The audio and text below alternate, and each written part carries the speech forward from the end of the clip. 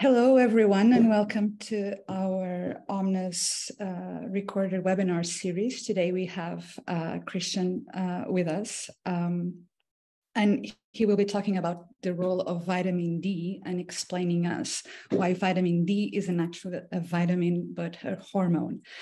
Christian will also guide us to what is in it. Vitamin D, what does it do in the body? What might affect your vitamin D levels, and also some tips and regarding sunscreen and sun exposure and how can we deal with the sun in a healthy way. So Christian, take us through this journey. Oh yeah, sure. Do you want to give me permission to share the screen, and I'll bring up the slide deck as well so we can follow that through. You should be able. Yep, it's coming up now. Okay. Right, so let me know when you can see my screen. We can see it. Yeah. Perfect. Right. So yeah, so today's webinar is about understanding vitamin D. And there's a lot of information out there on vitamin D and a lot of confusion about what it does, how what a low vitamin D or what a high vitamin D or what a good vitamin D level is, even, let alone what it should be, right?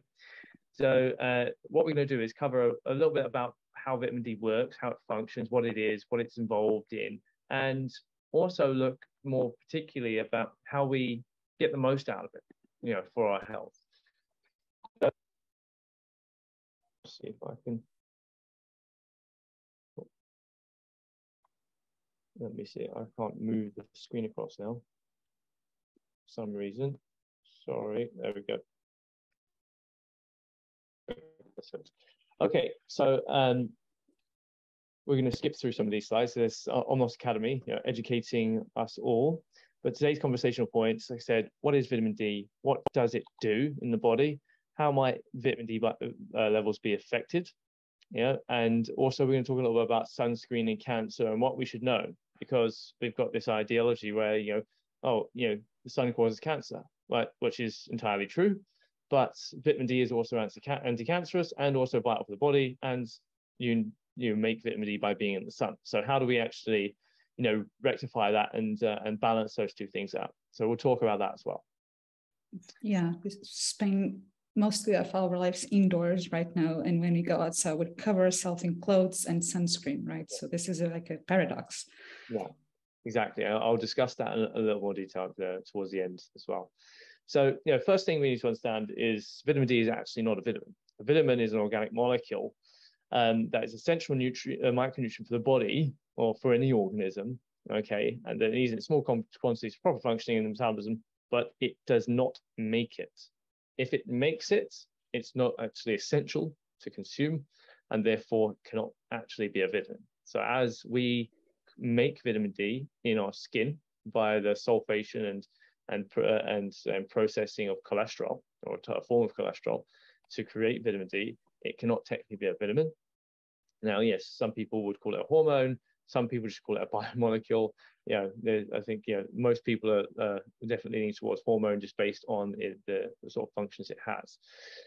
Now, we also can know a vitamin D as there's multiple forms. There's vitamin D2 and D3, as most people would be aware. And there's also, they have various names, like calciferol is vitamin D3's actually official name.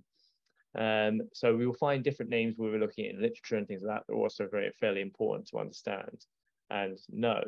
Now, when we look at vitamin D2, we're generally looking at a vitamin D that's produced in plant produce, and it's less impactful than D3. And D3 is the form that's generally more commonly produced or only produced in animals. Now, when we look at what vitamin D does in the body, okay, there's quite a few things we can you see here just from the bullet points alone. Very famously, it's again known for calcium regulation or calcium absorption in the intestines, bone formation. People own vitamin D having rickets in the past, things like that. A little bit less known is exactly how it interacts with the immune system. That's actually quite a complex subject. So people go, oh, vitamin D is good for your immunity, but they don't really understand what they're talking about when they say that a lot of the time, or the nuance behind it is often lost, because it actually inhibits the adaptive immune system, and it enhances or facilitates the innate immune system. Like the innate immune system, like your first line of defense, this is bolstered and actually can't function correctly without enough vitamin D. And we actually see vitamin D and in combination with vitamin A working together actually affect things like Treg cells, which are regulating cells of the immune system. And they will prevent you having what's called like things like cytokine storms, the famous term that came out of the pandemic in the COVID the virus or pathogenic status that the virus induced. And we would see that, you know, our body, our immune system would start attacking healthy cells because it went into overdrive. And these Treg cells and things like vitamin D are what prevent it from doing that. But in some conditions, like vitamin D actually may be a negative to the immune system and actually may make it more susceptible to things. And there's plenty of research on that as well. Although that's much more rare. In general, you want more vitamin D. So so talking about the immune system here and how I already just referenced the fact that it works with vitamin A in this context, it's also important to understand that vitamin D is a fat soluble molecule, meaning that if we're consuming it, it needs to be consumed with fatty foods to be actually assimilated and absorbed into the digestive tract. On top of that notion, it needs specific transporters to transport it around the body. If it doesn't have those transporters available, it won't be transported efficiently. Now, vitamin D can also attach to enzymes or proteins outside of the cell or on the cell membrane to create cellular impacts, but more commonly, it actually transverses inside the cell and attaches to specific receptors called VDR receptors. Sorry, excuse me. Now, those VDR receptors are known as sort of like genetic enhancers or genetic silencers, and they will go and attach to elements of the genome or the DNA and change our expression of our DNA to change protein function. Hence why vitamin D is considered to be quite like a hormone, because that's pretty much how hormones work.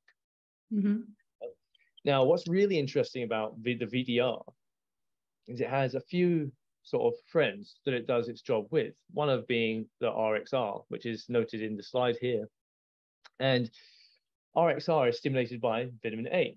So what we actually see by a lot of the fat-soluble vitamins is they do work in tandem. They do have, you know, mutual roles within pathways.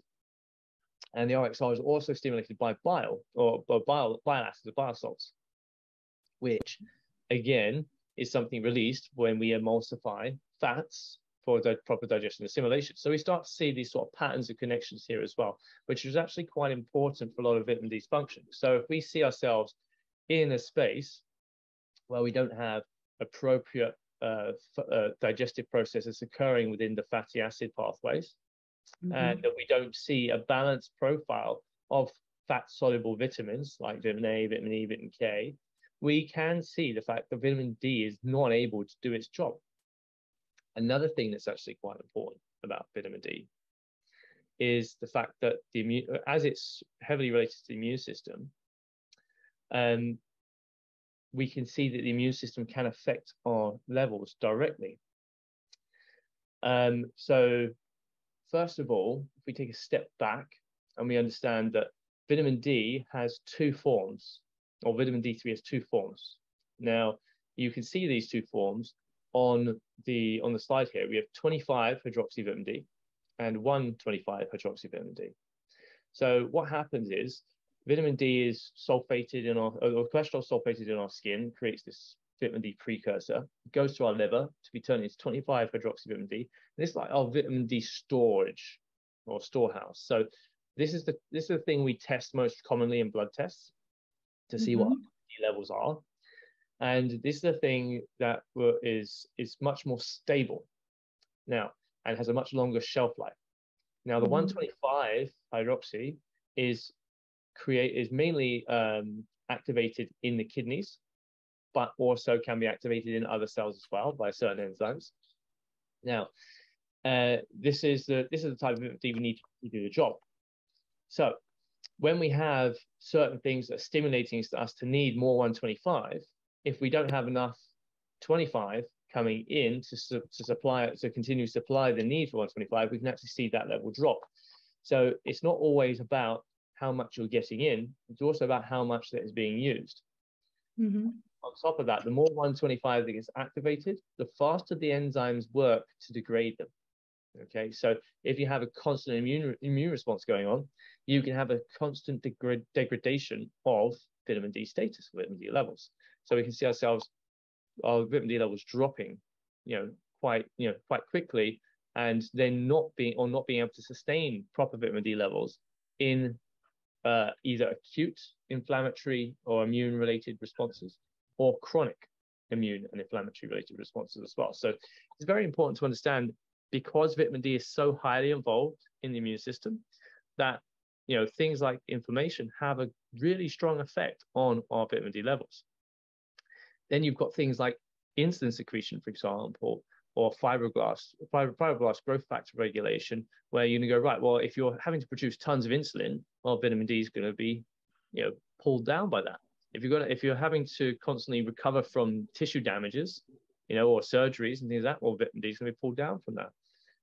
And there's also aspects in cardiac and thyroid regulation, of course, that's noted here in the PowerPoint.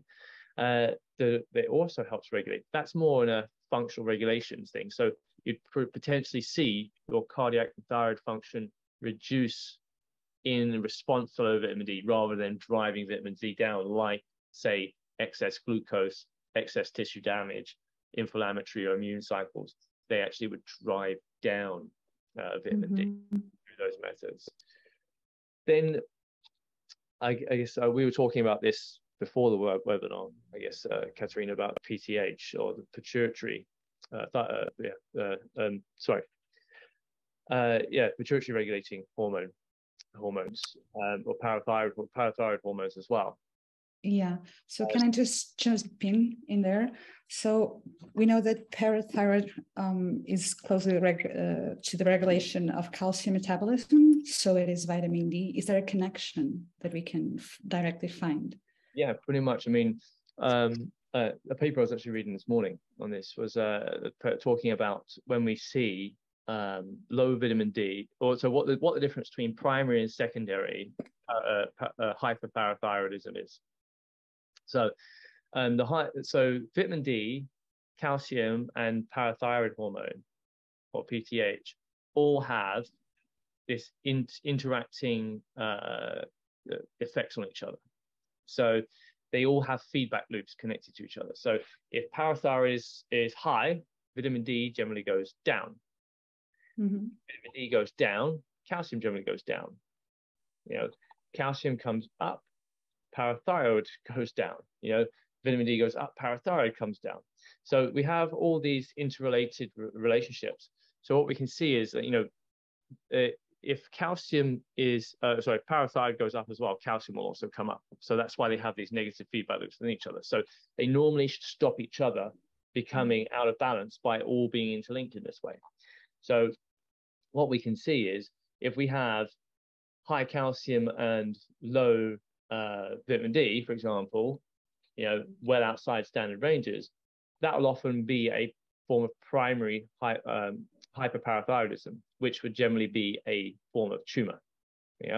Whereas if we have something like low vitamin D and low calcium, which is much more normal, because without you can't really have high calcium without high vitamin D. It's not really going to happen. I mean, theoretically anything's possible, but in reality, that's just not going to be the case. So when we see, okay, you've got low and low, then you might say, all right, well, I've got hyperparathyroidism driving vitamin D down potentially, or because my vitamin D is low, and then by treating vitamin D itself, that will solve the problem.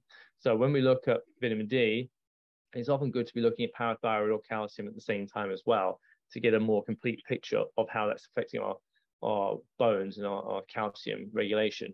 But on top of that, you've got to also consider vitamin D may help with the absorption of calcium and increase the calcium uptake, and to some degree the regulation of bone formation. But once your bones are grown, it's actually vitamin K2 that does more of the work in terms of depositing calcium into. Yeah, Christian, I was going to ask you, for the ones that are viewing, can you please explain what's the role of the vitamin K that is so often combined with the vitamin D3? Well, vitamin K2 is also an interesting one. We could do a whole webinar on because it's so underrated in terms of its value. Yes, underestimated. Yes, it does so many things. But when we're talking about vitamin D specifically, it basically is the traffic controller. So it tells calcium where to go. It helps where to go. Yeah, helps actually be deposited in the right places. Because vitamin D is just like, okay, it lets it in, but where does it go after that? Well, K2 is what helps drive that mainly by its regulation of cells called osteoclasts and osteoblasts, which basically the cells that either degrade bone or build bone. Yeah. Then you have also its regulation of osteocalcin, which is related to stress. And then you also have K2s, and also osteocalcin is related to glucose metabolism. So again, high glucose metabolism or high glucose levels, may then drive down K2 levels because it's causing excessive use from certain areas as well.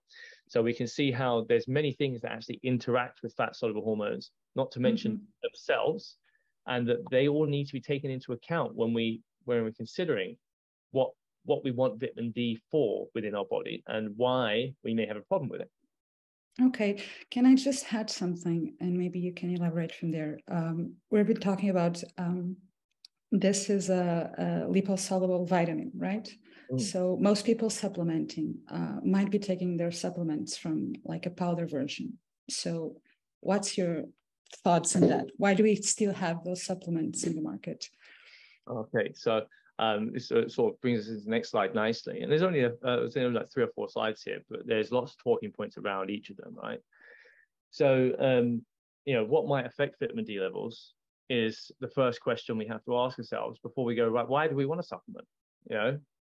Because, it depends where we are on the planet, right? Because vitamin D is produced in the skin in response to the presence of UVB light. Now, UVB light is not in every form of sunlight. So, for example, if you were in Africa where you're on like the 0 latitude and it's like, well, you have 12-hour days and like every hour of the day there's UVB light, it's no problem, right? You just go outside, you get UVB no matter what. But it's very hot. And then that's why that's why it's generally more dangerous to be out in the sun in the afternoons and stuff during those periods, because you've got much higher UV radiation. There's much more chance of actually causing damage to the cells. Now, if you're in the UK, for example, and you go, right, well, your UVB light is not going to hit the ground for half the year at least. It's realistically not going to start hitting the ground until sort of March, April, and then it will stop hitting the ground between September, October. So that means you've got a finite amount of time to actually make use of it. On top of that, the earliest it will hit the ground is 11 a.m. and the latest it will leave the ground is probably around 4 or 5 p.m. during the real long summer days, and probably as early as 2 p.m. in most months. So you've actually got quite a short window of opportunity. Yeah, it's very narrow. UVB. And on top of that, it's exactly the key times to get it is exactly when we're being told, don't go out in the sun. Don't do that. It's a bad time to be in the sun. Well, in this country, it's probably a better time to be in the sun because you're going to get the most benefits from it. Now, there's so many, and again, we'll come to talking about how we mitigate those problems and protect them in a moment. But before we get there, let's just go back to what might affect our vitamin D levels. And we've already discussed inflammation, for example, which is, if you excuse my poor design skills here, I've got the first little bony joint with some electric shocks going around it, fixing inflammation.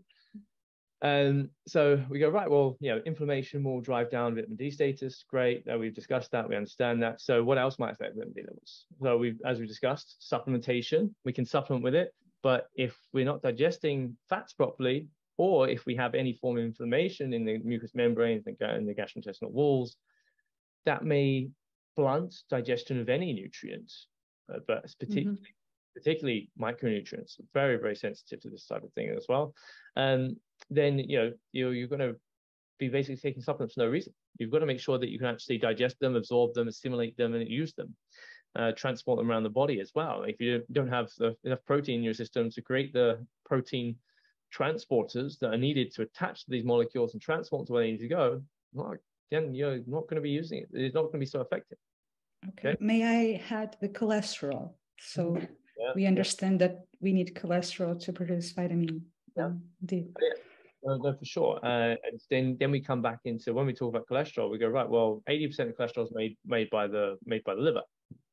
So you go, right, well, if your liver's not firing on all cylinders and it's not making enough cholesterol to send it out to these places, if your HDLs, your LDLs are not in optimal ranges, we can, or even if you could have loads of cholesterol, you can have really high cholesterol, but that's probably coming from liver congestion, which means, is your liver going to be even taking it from the skin into the liver to turn it into 25? If it's congested, probably not. So too much cholesterol, your liver's congested. It's not going to be very effective at turning it into 25 hydroxy. Too little cholesterol, you don't have enough cholesterol to even make the precursor with. So it's got to be optimal levels for cholesterol as well, for sure. And also optimal levels for vitamin D, right? Because there's also some confusion around that. Like labs have a range, but we don't use those ranges anymore. Yeah, no. Well, they have a range that they associated with heart disease, and then realized that cholesterol wasn't actually part of heart disease; it was just correlative. Actually, if anyone wants to read interesting studies on that, they should look at the connection between monocytes. You can't actually create plaque in the arteries without overly expressed or overly sensitive monocytes. So it's not to do with the cholesterol at all. It's to do with how the monocytes are using the cholesterol, which is a completely different thing.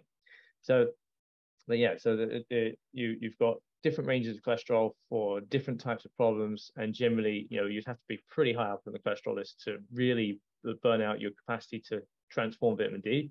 But it's still possible in many forms. If your liver is congested, loads of things are going to go by the wayside, and vitamin D can be one of them. The next thing on here is a guy in the sun sweating. Well, I tried to depict that well enough. So dehydration, right? Well, so as we all know, water hydration is very important for cellular function. So if our cells become dehydrated or overheated, or both, well, they're going to function less optimally. If the cells in the skin are burning and dying and dehydrated, and they're not going to be doing their job very well. So it doesn't matter if you're in the sun now, it doesn't matter if you're in UVB now, because UVB light only penetrates a finite amount into the skin. So if it destroys the top layer of the skin by burning it or overheating it or dehydrating it to a point where it's no longer capable of doing its job, well, then you're wasting everything. All you're doing is causing potential genetic damage and increasing your risk of skin cancer and other things. And a really bad sunburn. Yeah, and painful. Yeah, and painful as well, yes. So it's about balancing these effects. And again, we'll come to that in a second. I was just saying that dehydration may come not only from the lack of water, but from the excessive intake of alcohol, for instance, previous to the sun exposure, right? Well, or during sun exposure for me. That's for me is an extreme scenery, but I can drink cocktails. Nice. Well, of course, it's nice. We all do it, right? It's good. It's a nice, fun thing to do. But you've got to take these things into account, right? And this is the important thing. First, we'll talk about all the things that affect it and all the things you need to take into account. Then we can talk about how to mitigate those things. But first, we got to know what they are. So the next thing I want to come to is windows. UVB will not travel through glass of any kind. So if you are behind a window, you are not getting UVB at all, but you can still burn. Yeah. like a magnifying glass. Exactly. You can still burn because it's not just the UVB rays or the UVA rays even that cause the burning. Like I said, heat and dehydration. If you put yourself in an oven, yeah, that hasn't got UVB, but you're still gonna cook. You know, so it's there's becoming yeah. very graphic. Just imagining people cooking in the sun. Yeah, so let's not do that. Don't put yourself in an oven to test this. This is the guaranteed fact. Please, don't try that on. Yeah, so like if you're behind glass, there's really no point of being in the sun, because you're not going to get any of the real benefits. All the benefits are blunted at best, if at all possible. So when you're in the sun, I'm like, take the sunglasses or any glasses, take them off. Be in the sun in complete natural aspect. Show as much skin as you can to make as much benefit as you can. But we'll come to the mitigating things we need to do in a moment. And then the final one here is a person wearing a coat. Couldn't find any better picture than that. But if you've got thick clothing on, like I said, UVB, it's finite in terms of its penetrative ability. It's not going to get through thick clothing. So if you're wearing a coat in the sun, you're not going to get sunburn because it's not going to get through. Okay, you might still heat up, and but you're not likely to really cook behind that sort of level of layers. So now we understand a few of the things that can prevent us, taking up vitamin D. Let's talk about how we can mitigate those things. So first of all, the first two here, inflammation and digestion, right? Optimizing those things. There's a whole subject by themselves, but if we reduce gastric inflammation, if we make sure we're having fatty foods when we're consuming any form of fat soluble supplements, if we make sure we've got good nutrition overall, that's going to improve. If we make sure we're living a lifestyle that reduces inflammation, that's going to improve. That's great. So we need to take those into account, do those. But when we're in the sun, we need to obviously pay attention to hydration, pay attention to our clothing, and pay attention to where we're standing. Is there anything in the way of the sun that's going to stop it getting to us? Okay. So those things can be equally a tool to help to protect you and a tool to prevent you actually gaining what you need.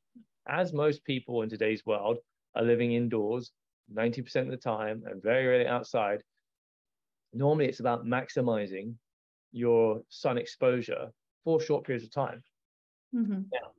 How can we do that? Right. The first thing I say is, do you ever see sunburn animals? No. Okay. There's probably a good reason for this, because they're outdoors all year round. So their body naturally grows protections like solar calyces that basically prevent them from having such strong responses to the sun.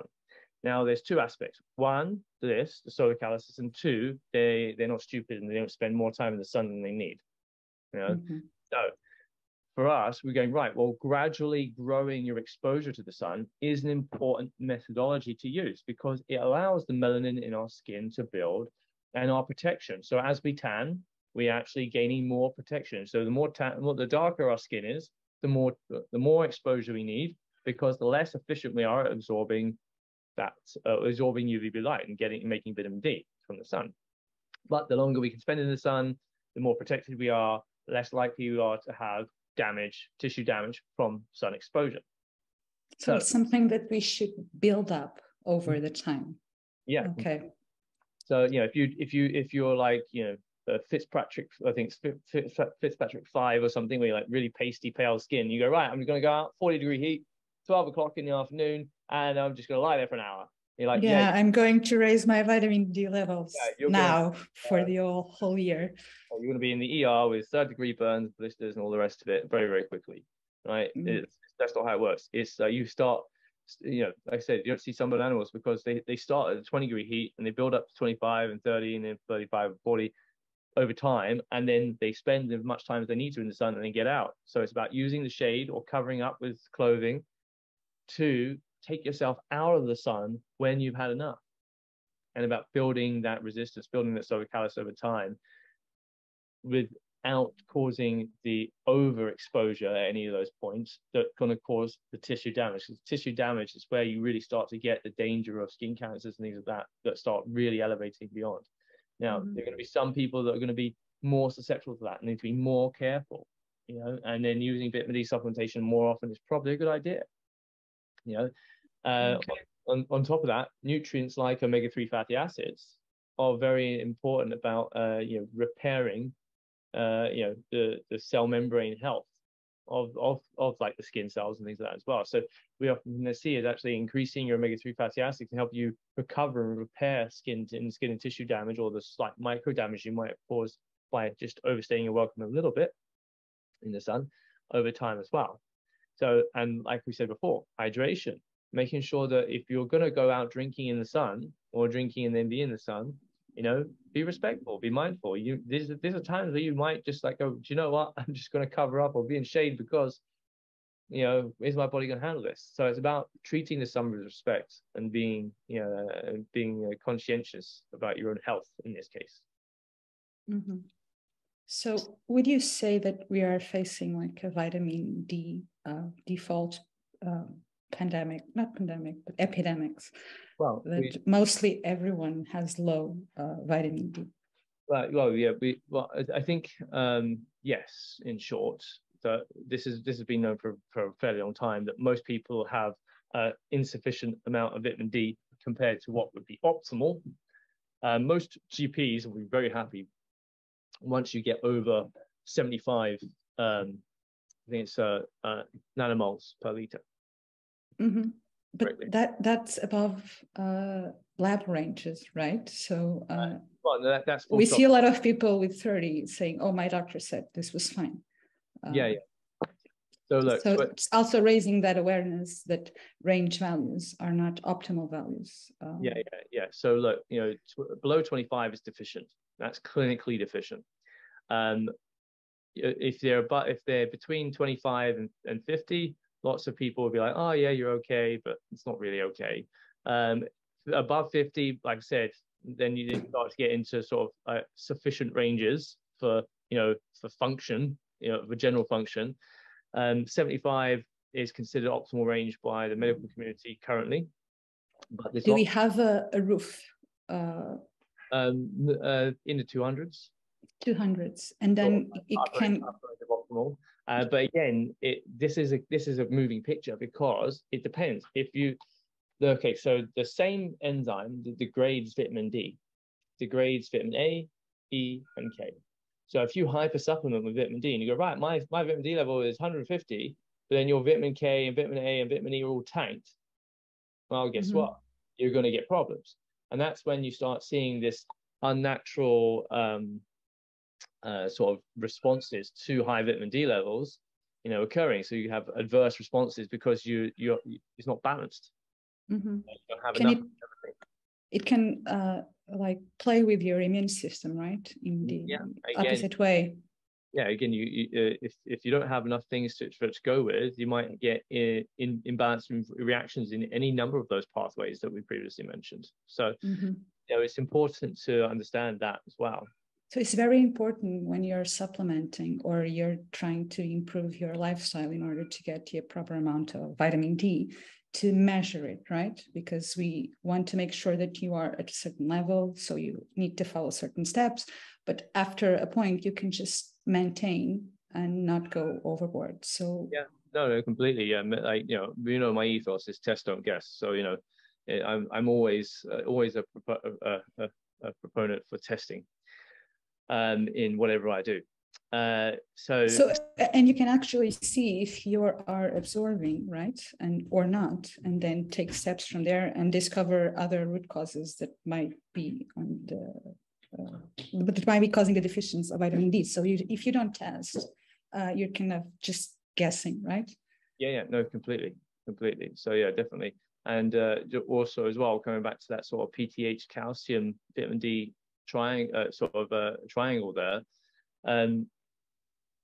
you know, it's very important to understand how other systems in the body are working with vitamin D, and actually there's a lot of research that show that optimal pituitary, parathyroid hormone levels will only start sort of, being true once you reach a vitamin D status of above 100. Okay. So, so we're going, right, well, optimal levels are 75, but, is that really true? Because when we actually look at other systems, we might want higher vitamin D levels, realistically, to balance out the direct interlinking pathways. And then we've also got to consider, like I said, the interlinking cofactor nutrients that work with vitamin D as well. So we go, right, well, we want vitamin D above 100, and we want to make sure that all our other fats or vitamins that work with it and other minerals that work with it as well are all in good ranges. Magnesium, for example. Oh, I was reading that yesterday, that magnesium, we also seeing that there's a epidemics on shortage of magnesium. Everyone seems to be short on magnesium. So vitamin D won't work as well if we are missing enough intake of magnesium, right? Magnesium or the other way around. Well, a bit both. Magnesium is like a vitamin D thermostat. So it helps regulate the vitamin D going up and down. So if you don't have enough magnesium, well, guess what? Your inflammation is going to drive your vitamin D level down 10 times faster, because you don't have the thermostat there to regulate how the vitamin D is being used. So it's very important. And again, not enough vitamin D will then cause magnesium to be under more strain to be more of a regulator for that. So that will drop down magnesium levels. So they do have a fairly linked interaction. They're interconnected. Well. Yeah. So I think this moves us on nicely into So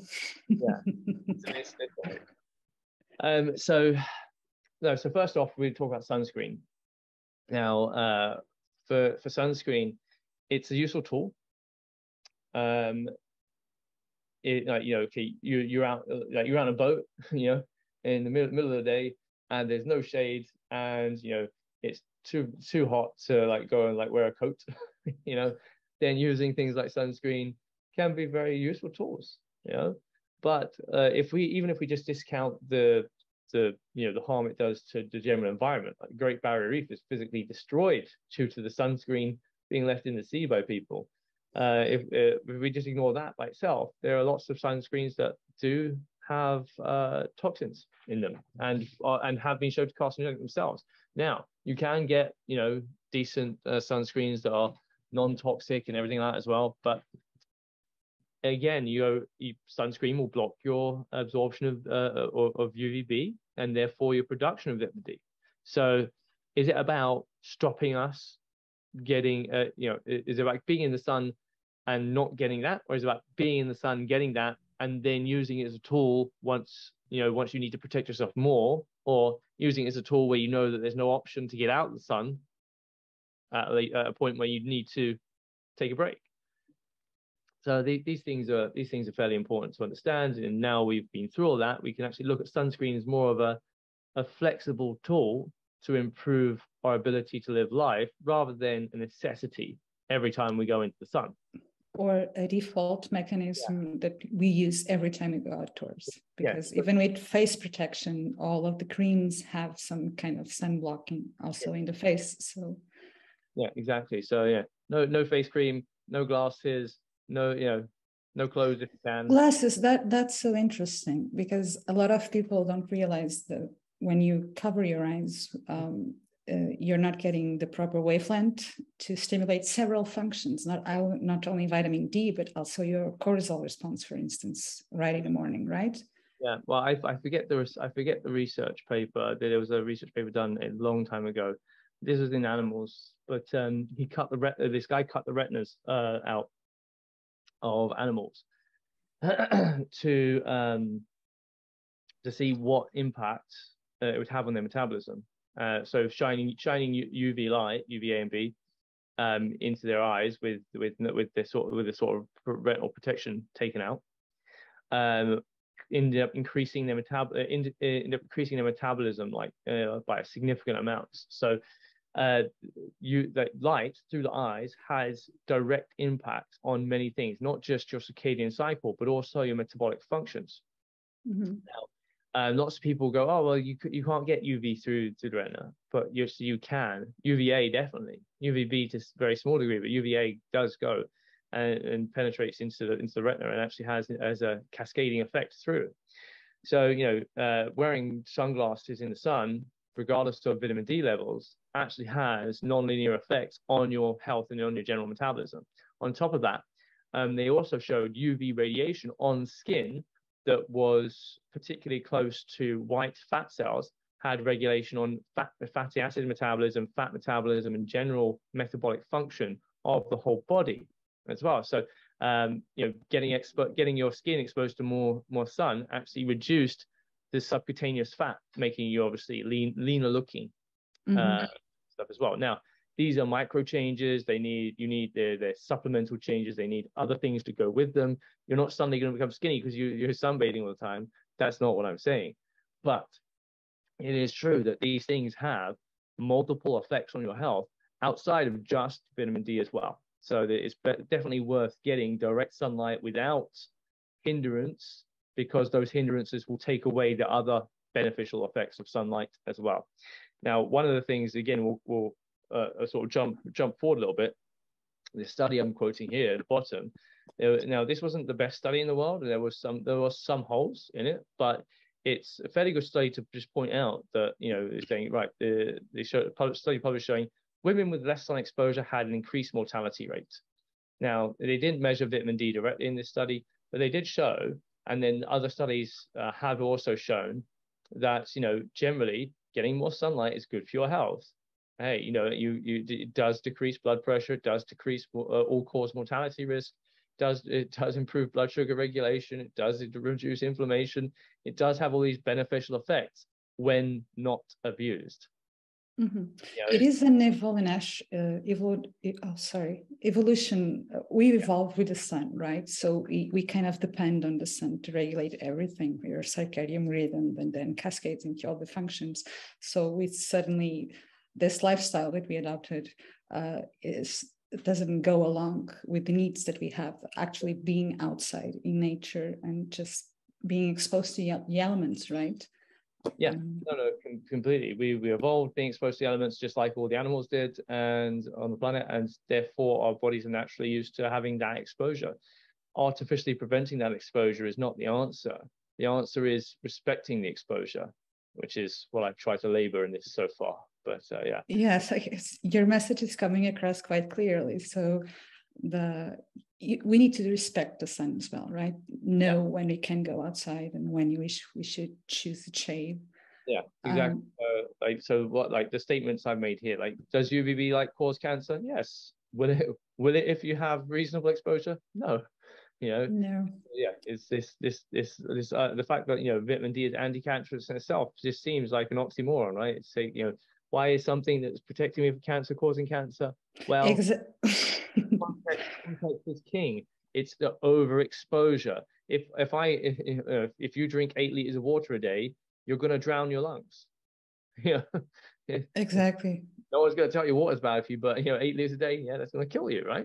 So we agree that there's not enough knowledge about how to take advantage of the sun and how to synthesize vitamin D in a healthy way. Completely. It's as with everything, the dose makes the toxin. Something that's healthy for you can become very unhealthy for you very quickly if the dose is wrong.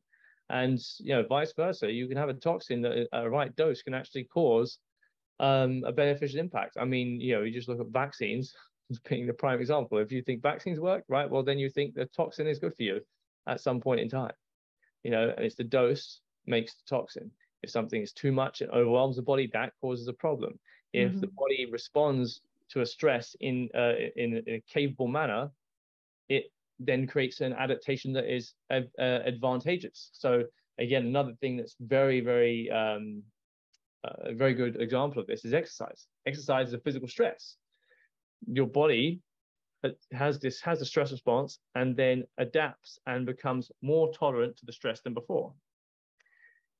In cases where you don't have enough resources for that, you have the stress response and then you drop down and become less tolerant to the stress before. You either have a negative or a positive adaptive response. So just like anything in the world, dose makes a toxin.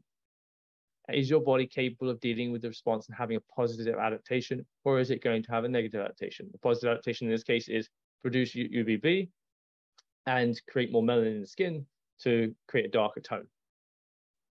Positive. Negative response, burn. Red, right? Yeah. When we see red, you're overdone it. But yeah, I think we sort of get to the end of what we're going through there. Yeah, I think without going into sort of all of the transport mechanisms, individual pathways, individual cofactors, and down to more detailed paper routes, I think that's as deep as we should go for a general webinar. Yeah, exactly. This is a general webinar. It is for everyone. So you just gave everyone a glimpse and an understanding of how it works, different roles and pathways, and how you can improve and what might be detrimental to your vitamin D status. So very informative. Thank you. I think our viewers will like it very much. And so this was again Omnis Academy. This was Christian, our head of product, talking about vitamin D. If you want to share with us your thoughts and questions, please reach us at academy.omnis.me, and see you for the next webinar. Thank you, Christian. Bye. Thank you. See you. Bye.